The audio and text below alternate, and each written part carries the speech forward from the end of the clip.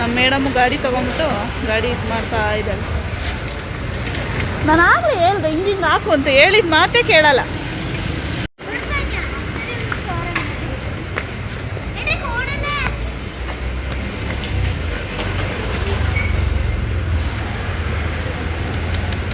ಸರ್ಕಸ್ಸೇ ಮಾಡ್ತಾ ಇದ್ದಾಳೆ ಆ ಗಾಡಿ ಒಂದು ಸ್ಟ್ಯಾಂಡ್ ಮಾಡೋಕ್ಕೆ.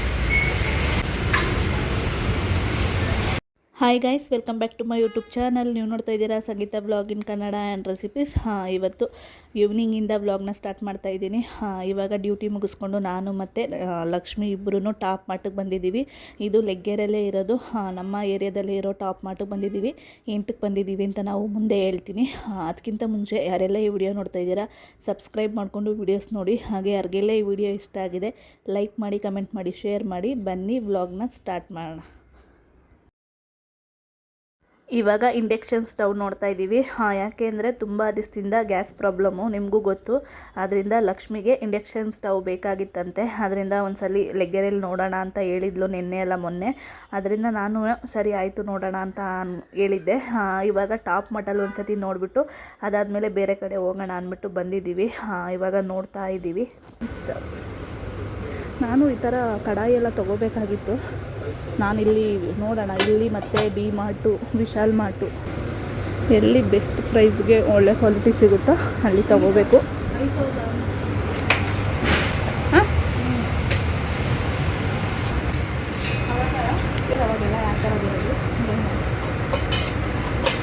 ಚಿಕ್ಕ ಹುಡುಗಿ ಆಗ್ಬಿಟ್ಟಿದೆಯಲ್ಲ, ಅದಕ್ಕೆ ಚಿಕ್ಕದಾಗೈತಿ.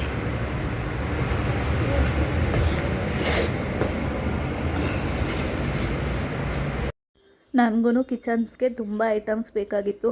ನಾನು ಐಟಮ್ಸ್ ತೊಗೋಬೇಕಾಗಿತ್ತು. ಅದರಿಂದ ಒಂದು ಸತಿ ಹೋಗಿ ಚೆಕ್ ಮಾಡೋಣ ಯಾವ ಥರ ಇದೆ ಪ್ರೈಸು ಅಂದ್ಬಿಟ್ಟು ಹೋದೆ. ಸಿಕ್ಕಾಬಟ್ಟೆ ರೈಟ್ ಇದೆ ಅಲ್ಲಿ ಮಾತ್ರ. ಪ್ರತಿ ಸಲ ಹೋದಾಗೆಲ್ಲ ಇದೇ ಥರ ರೈಟ್ ಇರುತ್ತೆ. ಅದರಿಂದ ಹೋಗೋಕ್ಕೆ ಬೇಜಾರಾಗಿ ಹೋಗೋದೇ ಬಿಟ್ಬಿಟ್ಟಿದ್ದೆ. ಇವಾಗ ನೋಡೋಣ, ಇಂಡಕ್ಷನ್ ಸ್ಟವ್ ನೋಡ್ತೀನಿ ಅಂದಲ್ಲ, ಅದೇ ಥರ ನನಗೂ ಸ್ವಲ್ಪ ಹೆಲ್ಪ್ ಆಗುತ್ತೆ. ಕಿಚನ್ಸ್ ಐಟಮ್ಸು ಎಷ್ಟಿದೆ ಏನು ಅಂತ ಒಂದು ಐಡಿಯಾ ಬರುತ್ತೆ ಅಂದ್ಬಿಟ್ಟು ಹೋದೆ. ಆದರೂ ಸಿಕ್ಕಾಬಟ್ಟೆ ರೈಟ್ ಇತ್ತು. ಸಂಗೀತ ಎಣ್ಣೆ ಹಾಕೋದು ಎಷ್ಟು ನೋಡು. ಅದು ಎಣ್ಣೆ ಹಾಕೋದಾ? ಇನ್ನೇನು ಹಾಕೋದು? ಹಾಲು ತಗೊಬರೋದಾ? ಹಾಂ, ಎ ಸಿ ಹಾಕ್ಬಿಟ್ಟವ್ರೆ.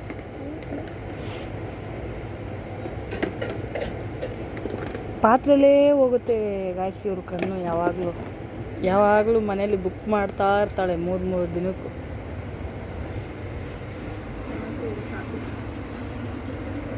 ನಿಮ್ಮ ಏನು ಯೂಟ್ಯೂಬು ಇದರಲ್ಲಿ ತುಂಬ ದಿನ ಆಯ್ತಲ್ಲ ನನ್ನ ನೋಡಿ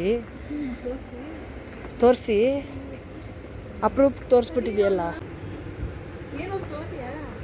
ಏನು ಬೇಡ ಬಾ ಸದ್ಯಕ್ಕೆ ನನಗೆ ಅಲ್ಲಿ ಇತ್ತ ಕೊಡು. ಅದು ತಗೋತೀಯಾ? ಎಷ್ಟು ಕೇಳು. ಎರಡು ರ್ಯಾಕ್ ಇದೆ. ಎಷ್ಟು? 2000 ಇದೆ. ಆನ್ಲೈನ್ ಪ್ರೈಸೇ ಕಡಿಮೆ ಇದೆ ಹೇಳಬೇಕು ಅಂದರೆ.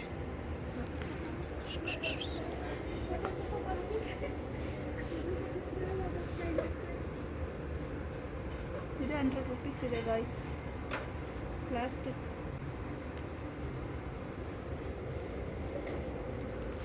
ಇದೆಲ್ಲ ತಟ್ಟೆ ಅಂತಾರೆ ನಮ್ಮೂರಲ್ಲಿ. ನಿಮ್ಮೂರಲ್ಲಿ ಏನಂತಾರೆ?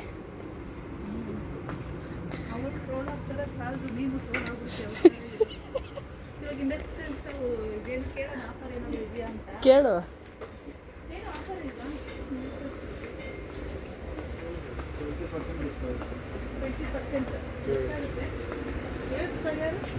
$2,000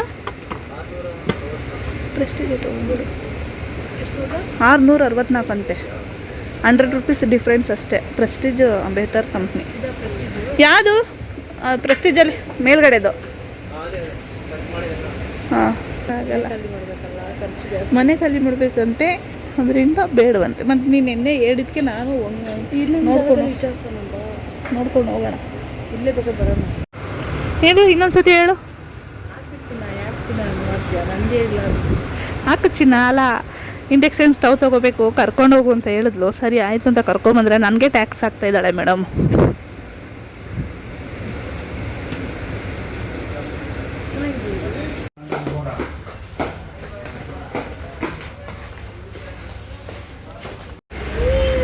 ತಗೊಳ್ಳಿಲ್ಲ ಮೇಡಮ್ಮು.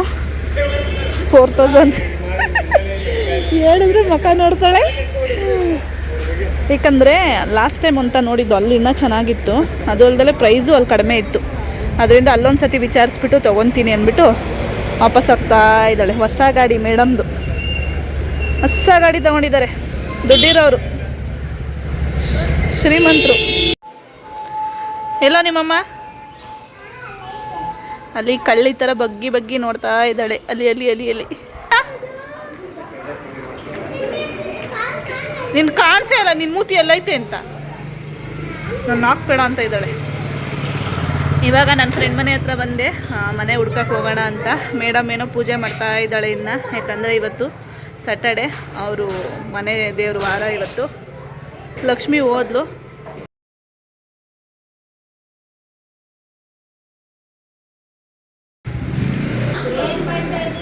ಚೌಕಾಬಾರ ಆಡ್ತಾ ಇದ್ದಾರೆ. ಈ ಚೌಕಾಬಾರ ಪಾರ್ಕಿಂಗ್ ಜಾಗದಲ್ಲಿ ಚೆನ್ನಾಗಿರೋದಕ್ಕೆ ಇವ್ರಿಗೆ ಆಟ ಅಲ್ವಾ ಅಕ್ಕ? ಲೇಟ ಪೂಜೆ ಮಾಡೋದು, ಒಂದು ಆಟ ಆಡೋಣ ಅಂತ. ಇವಾಗ ನಾನು ಒಂದು ಆಟ ಆಡ್ತೀನಿ, ಚೌಕಾಬಾರ. ಇವರು ಒಳಮನೆ ಆಡಲ್ಲ, ಹೊರಗಡೆ ಮನೆ ಆಡ್ತಾರೆ. ಹಾಂ, ಎಲ್ಲಿ ನೋಡ್ಕೊಂಡು ಬಂದ್ಬಿಡ್ತೀರ? ಎಲ್ಲಿ ಜಾತ್ರೆ ಇದ್ರು? ಎಲ್ಲಿ ಎಲ್ಲ ಜಾತ್ರೆ ಇದೆ ಅಂತ ಹೋಯ್ತಾರಂತೆ. ನನಗೆ ಯಾವ ಜಾತ್ರೆನೂ ಬೇಡ, ಒಂದು ಮನೆ ಹುಡುಕ್ಬಿಟ್ಟು ಮನೆ ಸಿಕ್ಕಿದ್ರೆ ಸಾಕು.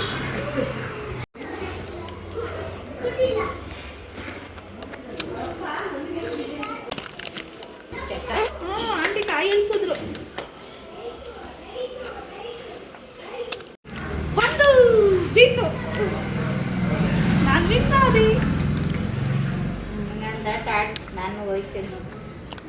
ಇವಾಗ ಒಂದು 2-3 ಆಟ ಚೌಕಾಬಾರ ಆಡ್ದೋ.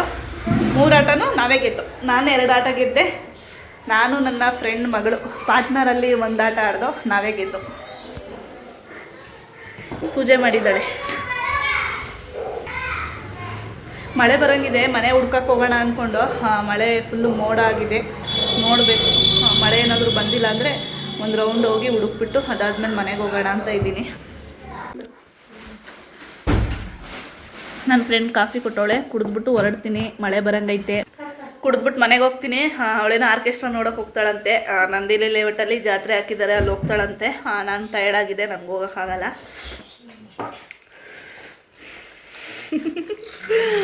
ಮನೆ ನೋಡೋಕೆ ಹೋಗೋಣ ಅಂದ್ಕೊಂಡೆ ಬಂದಿದ್ದು ನಾನು. ಮಳೆ ಬರೋ ಥರ ಇದೆ, ನೆನ್ಕೊಂಡೆಲ್ಲ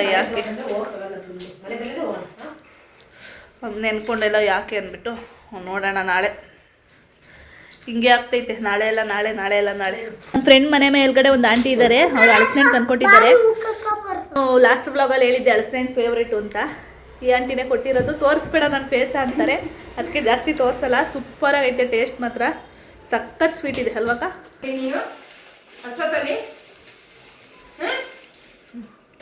ಒಂದು ತಟ್ಟೆ ತೊಗೊಂಬಂದ್ರು, ಮುಕ್ಕಲ್ ತಟ್ಟೆ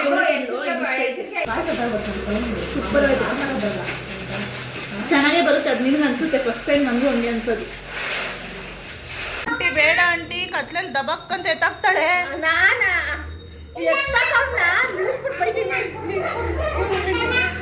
ಹೋಗಾಯ್ತು, ಕರ್ಕೊಂಡು ಹೋಗೋದಾರು ಹೋಗ್ಬಿಟ್ಟು ಬಾ, ಹೋಗು ಮಕ್ಕಳನ್ನ.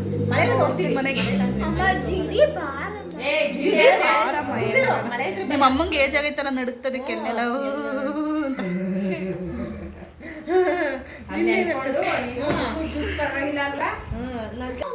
ಸರಿ ಬಾಯ್. ಇವಾಗ ನಾನು ಮನೆಗೆ ಬಂದೆ. ನಾನು ಕೈಕಾಲು ಮುಖ ತೊಳ್ಕೊಂಡು ಕೂತ್ಕೊಂಡಿದ್ದೀನಿ. ಟೈಮ್ ಬಂದು 7:30 ಆಗಿದೆ. ಅಡುಗೆ ಏನು ಮಾಡೋಂಗಿಲ್ಲ. ಬೆಳಗ್ಗೆ ಬೇಳೆ ಸಾಂಬಾರು ಮಾಡಿಟ್ಟೋಗಿದ್ದೆ. ಮಾವಿನಕಾಯಿ ಚಿತ್ರಾನ್ನ ಮಾಡಿ ಬೇಳೆ ಸಾಂಬಾರು ಮಾಡಿದ್ದೆ. ಚಿತ್ರಾನ್ನಕ್ಕೆ ರೈಸ್ ಮಾಡಿದ್ನಲ್ಲ, ಅದೇ ರೈಸ್ ಇದೆ. ಮುದ್ದೆ ಒಂದು ಮಾಡ್ಕೋಬೇಕು, ಆರಾಮಾಗಿ ಮಾಡ್ಕೊಳ್ಳೋಣ. ಯಾಕಂದರೆ ನಾಳೆ ಸಂಡೇ, ಲೇಟಾಗಿ ಮಲ್ಕೊಂಡ್ರೂ ನಡೆಯುತ್ತೆ, ಲೇಟಾಗಿ ಎದ್ರೂ ನಾಳೆ. ಅದರಿಂದ ನಿಧಾನಕ್ಕೆ ಮಾಡ್ಕೊಳ್ಳೋಣ. ಹಸ್ಬೆಂಡ್ ಬರೋ ಟೈಮ್ಗೆ ಮುದ್ದೆ ಮಾಡ್ಕೊಳ್ಳೋಣ ಅಂತ ಇದ್ದೀನಿ. ಟಾಪ್ ಮಾರ್ಟ್ಗೆ ಯಾಕಪ್ಪ ಹೋಗಿದ್ದೆ ಅಂದರೆ, ನನಗೂ ಕಿಚನ್ಸ್ಗೆ ಸ್ವಲ್ಪ ಐಟಮ್ಸ್ ಬೇಕಿತ್ತು, ತೊಗೋಬೇಕು ಅಂತ ತುಂಬ ದಿವಸದಿಂದ ಅನ್ಕೊತಾ ಇದ್ದೆ. ಹಾಗೆ ನೋಡೋಣ ಅಂದ್ಬಿಟ್ಟು ಹೋದೆ. ಲಕ್ಷ್ಮಿ ಬೇರೆ ನೆನ್ನೆ ಎಲ್ಲ ಮೊನ್ನೆ ಇಂಡಕ್ಷನ್ ಸ್ಟವ್ ತೊಗೋಬೇಕು, ನೋಡಬೇಕು ಅಂತ ಹೇಳ್ತಾ ಇದ್ಲು. ಅದರಿಂದ ಅವಳಿಗೂ ನೋಡೋಣ ಸಿಕ್ಕಿದ್ರೆ ಅವಳು ತೊಗೊಂಡಂಗೆ ಆಗುತ್ತೆ ಅಂದ್ಬಿಟ್ಟು ಹೋದೆ. 2 ಇಯರ್ಸ್ ಆಗಿತ್ತು ನಾನು ಟಾಪ್ ಮಾರ್ಟ್ಗೆ ಹೋಗಿ. ಅದು ನಮ್ಮ ಏರಿಯಾದಲ್ಲೇ ಇರೋದು.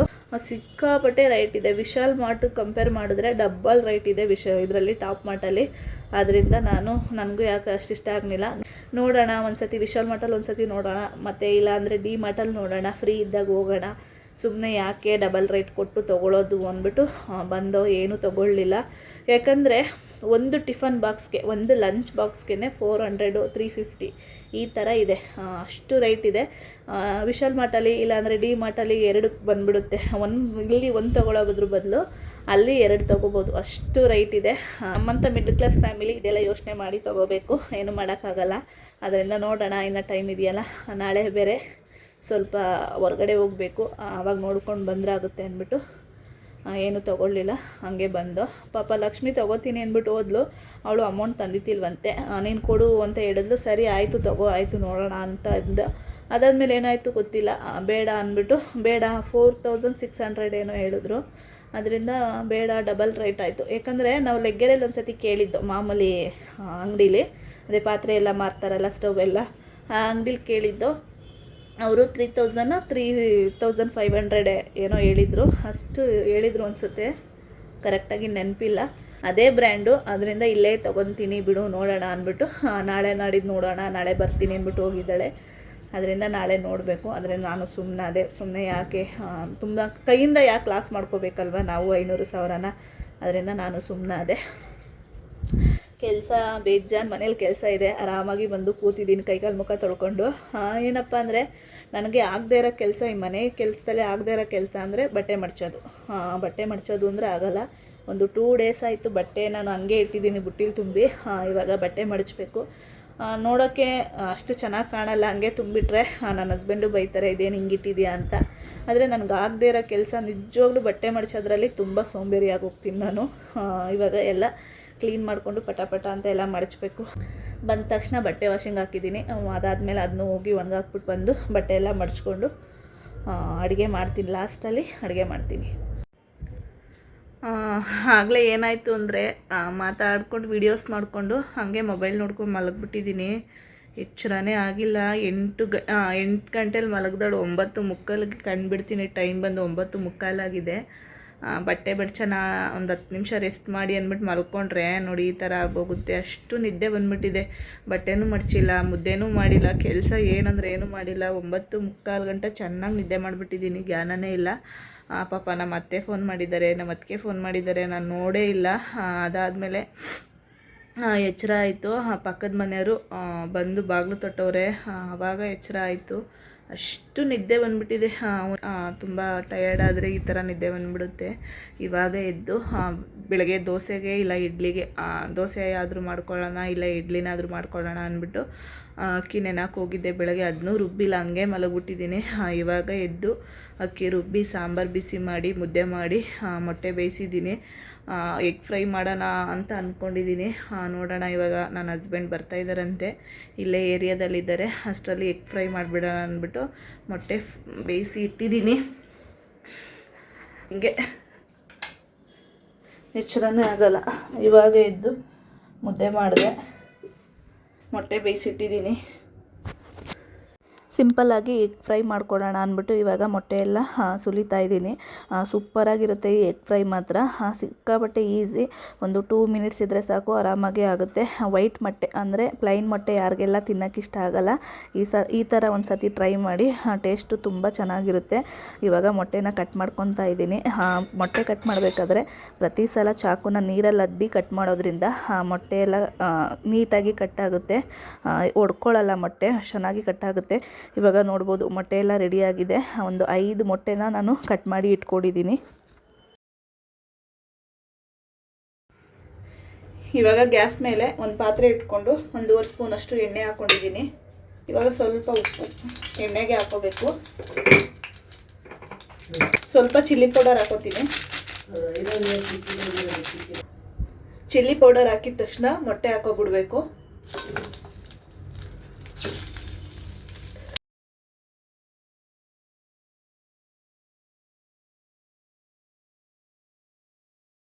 ಈ ಥರ ಉಲ್ಟಾ ಸೇರಿಸ್ಕೊಂಡು ಒಂದು 2 ಮಿನಿಟ್ಸು ಬೇಯಿಸ್ಕೋಬೇಕು.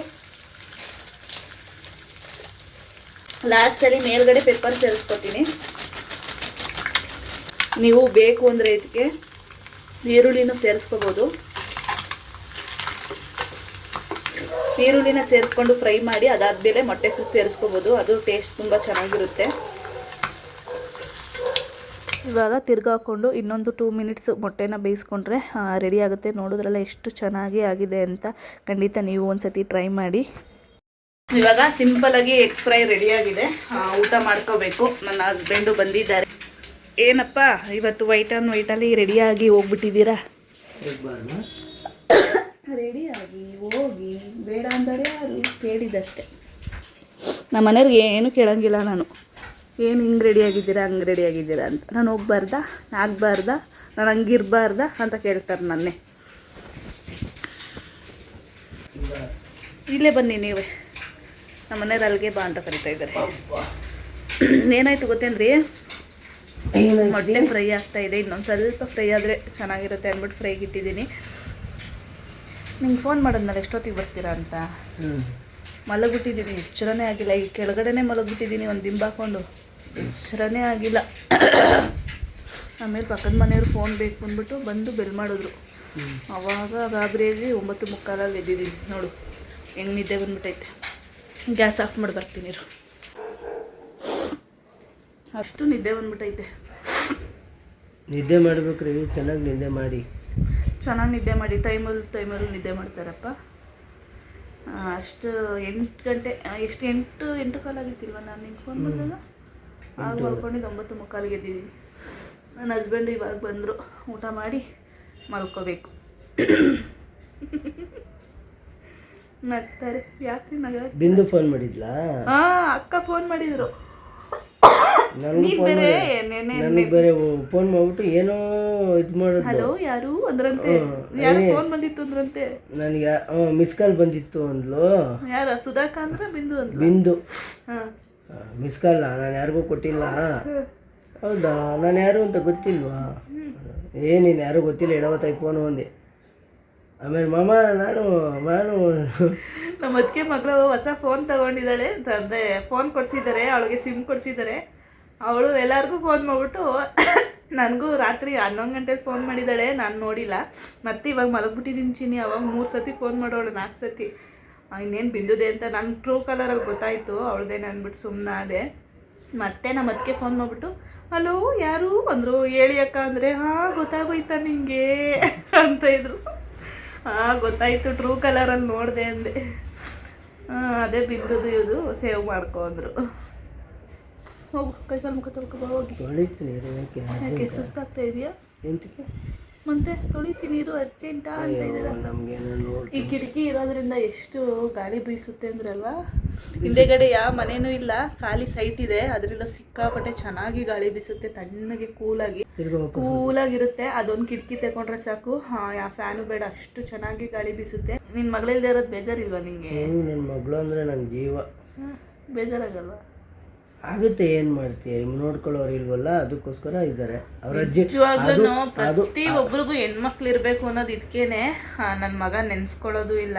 ಏನಾದರೂ ನಾವೇ ಫೋನ್ ಮಾಡಿ ಬಲವಂತಾಗಿ ಪಾಪು ಮಾತಾಡೋ ಅಂತ ರಿಕ್ವೆಸ್ಟ್ ಮಾಡಿಕೊಂಡ್ರೆ ಮಾತಾಡ್ತಾನೆ. ನನ್ನ ಮಗಳಾಗಲ್ಲ. ಅಮ್ಮ ಏನು ಮಾಡ್ತಾಯಿದ್ದೀರಾ, ಅಪ್ಪ ಏನು ಮಾಡ್ತಾಯಿದ್ದೀರಾ ಅಂತ ಒಂದು ದಿವಸಕ್ಕೆ 4 ಸತಿ ಫೋನ್ ಮಾಡ್ತಾಳಲ್ವ. ನಿಜವಾಗ್ಲೂ ನನ್ನ ಮಗಳು ಖುಷಿಯಾಗುತ್ತೆ. ನಿಜವಾಗ್ಲೂ ಹೆಣ್ಮಕ್ಳು ಇದಕ್ಕೆ ಇರಬೇಕು ಅಂತಾರೆ ದೊಡ್ಡವರು. ಪ್ರತಿಯೊಂದಕ್ಕೂ ಅಷ್ಟೇ. ಅಪ್ಪಂಗೆ ಹುಷಾರಿಲ್ಲ ಅಂದರೆ ಸಾಕು, ಅಪ್ಪ ಏನು ಮಾಡ್ತಾಯಿದ್ದೀರಪ್ಪ, ಹೆಂಗಿದ್ದೀರಪ್ಪ. ನನಗೂ ಫೋನ್ ಮಾಡ್ತಾಳೆ, ಅಪ್ಪ ಹುಷಾರಾಯ್ತಾ ಅಮ್ಮ, ಗಾಡಿಗೆ ಹೋಯ್ತಾ ಇದ್ದಾರಾ, ಏನು ಮಾಡ್ತಾವ್ರೆ ಅಂತ. ಅಷ್ಟು ಕೇರ್ ಮಾಡ್ತಾಳೆ. ನಿಜವಾಗ್ಲೂ ಈ ವಯಸ್ಸಿಗೆ ನನ್ನ ಮಗಳಿಗೆ ಅಷ್ಟು ಒಳ್ಳೆ ಬುದ್ಧಿ ಇದೆ. ಹೆಣ್ಮಕ್ಳು ಮನಸ್ಸೇ ಅಷ್ಟು ಅನಿಸುತ್ತೆ. ನಮಗೂ ಅಷ್ಟೇ, ನಮ್ಮ ತಾಯಿಗೆ ಹುಷಾರಿಲ್ಲ ಅಂದರೆ ಎಷ್ಟು ಒದ್ದಾಡ್ತೀವಿ. ನನ್ನ ಮಗಳು 150 ಸತಿ ಫೋನ್ ಮಾಡ್ತಾಳೆ. ಅಮ್ಮ ಏನು ಒಂದೊಂದು ಸತಿ ನಾನೇ ಟೆನ್ಷನಲ್ಲಿ ರೇಗಾಡ್ಬಿಡ್ತೀನಿ. ತಲೆ ತಿನ್ಬೇಡ ಇಡಮ್ಮು, ಎಷ್ಟು ಸತಿ ಫೋನ್ ಮಾಡ್ತೀಯ ನೀನು ಅಂತ. ಪಾಪ ಅದನ್ನೂ ಮನಸ್ಸಲ್ಲಿ ಇಟ್ಕೊಳ್ದಲ್ಲೇ ಮತ್ತೆ ಮಾಡುತ್ತೆ. ಅದು ಅಷ್ಟು ಮುದ್ದು. ಮಕ್ಕಳಿಗೆಲ್ಲ ಏನು ಗೊತ್ತಾಗುತ್ತೆ. ನಿಜವಾಗ್ಲೂ ನಾನೇ ಒಂದೊಂದು ಸತಿ ಕೆಲಸದಲ್ಲಿ ಟೆನ್ಷನಲ್ಲಿ ಇರ್ತಾಗ ಫೋನ್ ಮಾಡ್ತಾಳೆ. ನೋಡು ನಾನು ತಲೆ ತಿನ್ಬೇಡ, ಇಲ್ಲೇ ಇದ್ದಾರೆ ಸರ್, ಮಾಡ್ತೀನಿ ಇಡು ಅಂತ ಕಟ್ ಮಾಡಿಬಿಡ್ತೀನಿ. ಪಾಪ ಮತ್ತೆ ಮಾಡುತ್ತೆ ಅದು. ಅಮ್ಮ ಮನೆಗೆ ಬಂದ್ರೆ ಅಮ್ಮ ಡ್ಯೂಟಿ ಮುಗೀತಾ ಅಮ್ಮ ಅಂತ. ಹೆಣ್ಮಕ್ಳು ಅಷ್ಟೇ. ನಿಜವಾಗ್ಲೂ ಹೆಣ್ಮಕ್ಳು ಪ್ರತಿಯೊಬ್ರಿಗೂ ಹೆಣ್ಮಕ್ಳು ಇರಬೇಕು. 10 ಗಂಡು ಮಕ್ಳು ಇದ್ರೂ ಒಂದು ಹೆಣ್ಮಗು ಇರಬೇಕು. ಅಷ್ಟು ಒಳ್ಳೆ ಮನಸ್ಸಿರುತ್ತೆ. ತಂದೆ ತಾಯಿಗೆ ಅಷ್ಟು ಕರಗುತ್ತೆ ಹೆಣ್ಮಕ್ಳು ಮನಸ್ಸು ಅಲ್ವಾ. ಟೈಮ್ ಒಂದು 10:30 ಆಗಿದೆ. ನಾನು ಎದ್ದಿದ್ದೆ 9:45. ಎದ್ದು ದೋಸೆ ಹಿಟ್ಟೆಲ್ಲ ರುಬ್ಬಿಟ್ಟು ಮುದ್ದೆ ಮಾಡಿ ಮೊಟ್ಟೆ ಬೇಯಿಸಿ ಮೊಟ್ಟೆ ಫ್ರೈ ಮಾಡಿ ಪಾತ್ರೆ ಅಂತೂ ತೊಳಿನೇ ಇಲ್ಲ. ಇವಾಗ ಊಟ ಮಾಡಿ ಟೈಮ್ ಆದರೆ ಪಾತ್ರೆ ತೊಳೆದು ಮಲ್ಕೋತೀನಿ. ಇಷ್ಟು ಹೇಳ್ತಾ ಈ ವಿಡಿಯೋ ಇಲ್ಲಿಗೆ ಎಂಡ್ ಮಾಡ್ತಾ ಇದ್ದೀನಿ. ಯಾರೆಲ್ಲ ಈ ವಿಡಿಯೋ ನೋಡ್ತಾ ಇದ್ದೀರಾ ಸಬ್ಸ್ಕ್ರೈಬ್ ಮಾಡಿಕೊಂಡು ವೀಡಿಯೋಸ್ ನೋಡಿ. ಹಾಗೆ ಯಾರಿಗೆಲ್ಲ ಈ ವಿಡಿಯೋ ಇಷ್ಟ ಆಗಿದೆ ಲೈಕ್ ಮಾಡಿ, ಕಮೆಂಟ್ ಮಾಡಿ, ಶೇರ್ ಮಾಡಿ. ನಾನು ಸಿಗ್ತೀನಿ ನೆಕ್ಸ್ಟ್ ವಿಡಿಯೋದಲ್ಲಿ.